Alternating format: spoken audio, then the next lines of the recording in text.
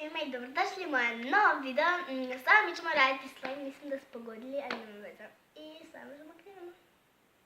Inače, prije nego što počnemo, mi ćemo raditi jedan challenge u stvari sa slimeom. I pravit ću mini slime. Da, toliki će biti. I ovdje imam neke papiriće što mi je moja majka napisala. I ja ću trebati ovdje da izvlačim nešto i šta će mi se pasti, da li će to biti voda, da li će biti pena za brijanje, deterđent, lepak, da li će to biti boja, ali boja sam mislila tamo, ili da li će to biti miris. Evo ovaj miris. Pa hajde da krenemo. I hajde prvim da izvlačimo. Evo ove. Izvukla sam plave šljokice. Pa hajde da stavimo. Pravit ću malo, zašto će biti mali slime. Ok, pa hajde da krenemo na sljedeću stvar.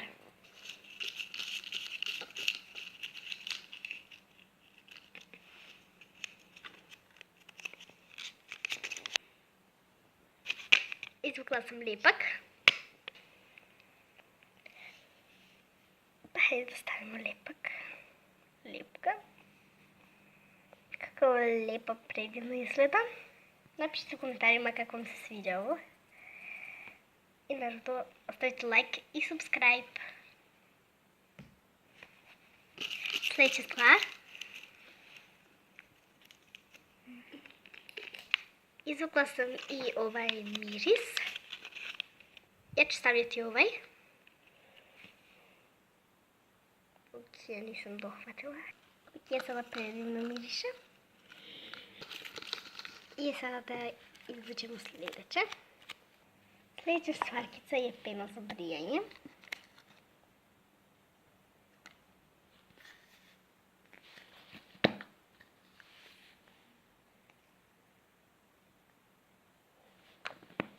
Ja sam stavila malo crve. I sada izvučemo sljedeće stvarkice. I evo deterđenta. Tu sam deterđenta.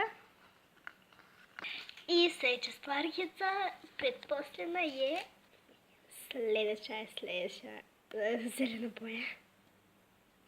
I evo i zelene boje. Ok, dodali smo malkice zelene boje.